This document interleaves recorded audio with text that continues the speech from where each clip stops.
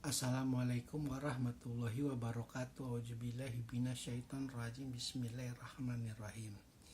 Inna sanulki alaika qaulan sakila. Sesungguhnya kami akan menurunkan perkataan yang berat kepadamu. Surat Al-Mujamil ayat kelima. Tafsir di ayat ini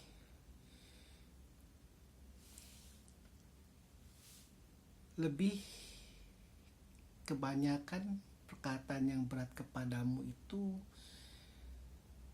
menunjukkan bahwa wahai orang yang berkerumun, wahai orang yang berselimut, wahai orang yang sedang meringkal, wahai orang yang sedang beristirahat, yaitu Rasulullah, yang pada saat itu sholat malam adalah sholat yang wajib. Ayat kedua, ketiga, dan keempat, lalu dikatakan sesungguhnya kami akan menurunkan suatu perkataan yang berat kepadamu. Para ahli tafsir sering menisbahkan bahwa ini adalah sesuatu yang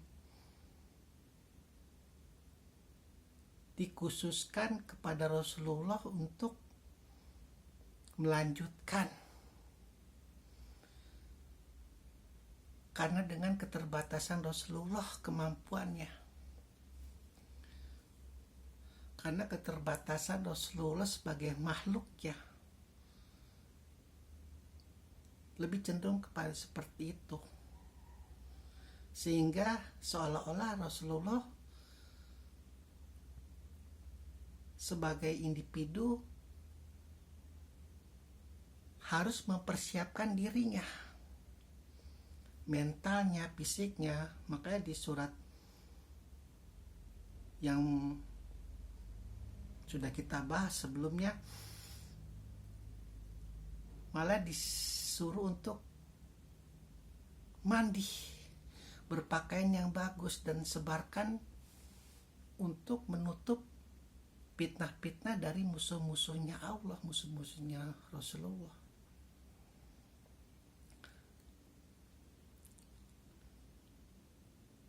Jadi seolah-olah Allah itu tidak melihat kemampuan Rasulullah sebagai orang yang dipercaya. Jadi begini, gimana ya neranginnya ya.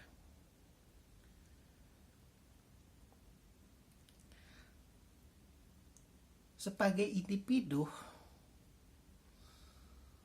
kebaikan Rasulullah itu sesuatu hal yang hak, yang tidak bisa diganggu-gugat kebaikannya, kejujurannya, keikhlasannya, ketulusannya untuk menyebarkan agama dari Ibrahim yang sudah diselewengkan oleh para kaum kafir jahiliyah.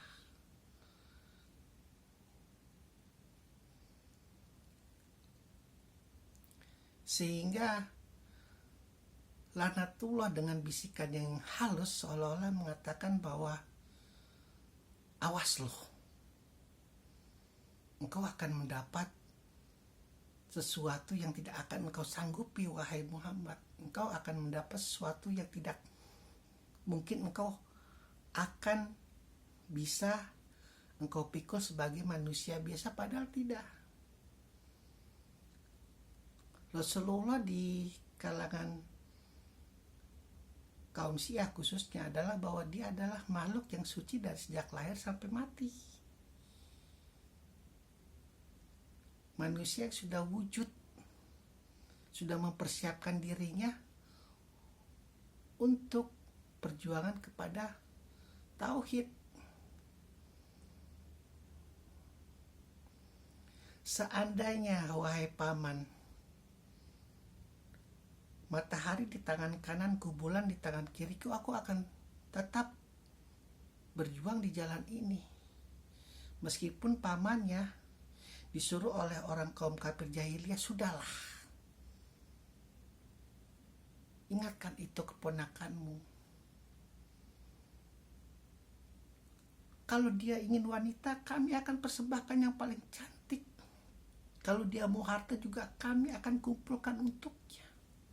Bahkan kalau dia butuh kekuasaan, kami akan berikan tempat yang layak.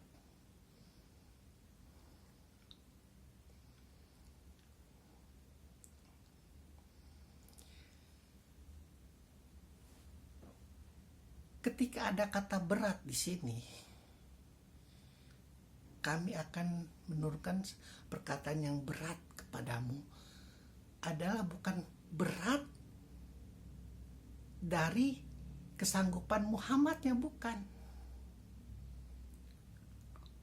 Orang yang memiliki mental kuat di tengah kaum yang pembohong, yang penuh tipu daya, dia tetap akan jujur. Orang yang memiliki kesucian dari sejak lahir, bahkan sekotor apapun umat itu, dia akan tetap suci. Jadi yang berat di sini bukan dirinya Rasulullah merasa berat akan perkataannya, tapi yang berat ini adalah yang lebih dalam lagi, yang itu sengaja ditutupi oleh laknatullah agar kaum Islam itu udahlah nggak usah ikutin Muhammad, nanti nasibmu akan sial, nasibmu akan apes, diliputi dengan kedukaan, diliputi dengan ketakutan, diliputi dengan peperangan.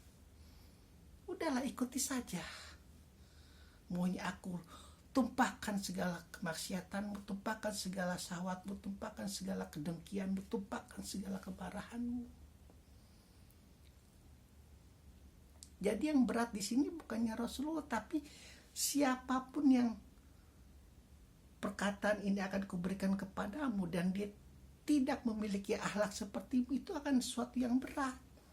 Karena akhlak Rasulullah itu sudah penuh. Tidak ada yang berat bagi Muhammad, tidak ada yang berat bagi Ibrahim, tidak ada yang berat bagi Musa, tidak ada yang berat bagi Isa. Tidak ada yang berat perkataan-perkataan Allah itu. Meskipun tafsir yang mengatakan sesuatu yang berat ini akan tidak cukup untuk sosok Muhammad, itu suatu hal yang wajar juga tafsir seperti itu. Karena kemanusiawiannya. Karena tolak ukurnya adalah makhluk diturunkan perkataan dari atas, otomatis sebagai langkah tafsir yang paling bukannya rendah, yang mudah untuk dipahami adalah keberatannya ini akan menimpa sesuatu yang lemah. Makanya diberi kisi-kisi oleh Allah, wahai pengikut Muhammad, Rasulullahku itu sudah penuh, Rasulullahku itu sudah sebagai wujud, dia adalah penerus para nabi yang sudah penuh.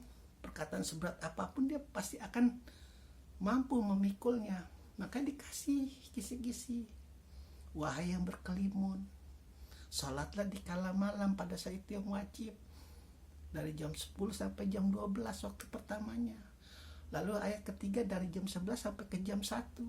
Lalu ayat yang keempat dari jam 12 ke jam 2. Begitu. Dan ketika sholat fardu diwajibkan, sholat malam menjadi sunnah. Dan kebanyakan tradisi Islam adalah, apalagi di Indonesia, sholat tahajud itu, sholat malam itu cenderung dari jam 12 sampai jam 2, bahkan sampai jam 3 sampai jam 4. Ya sah-sah saja, nggak apa-apa, nggak masalah. Yang penting sholat daripada tidak sholat. Makanya kalau ketemu orang Arab, ketika dia sholat jam 10, jam 11, dan aku sholat tahajud, habis sholat lah, banyak yang kaget lah, kok begitu? Bukannya sholat tahajud itu di atas jam 12, tidak.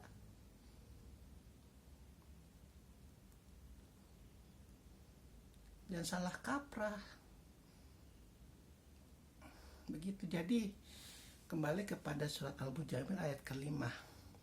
Berat di sini bukan karena Rasulullah itunya kecil mungil menerima perkataan yang berat, lalu seolah-olah harus mempersiapkan itu, bukan.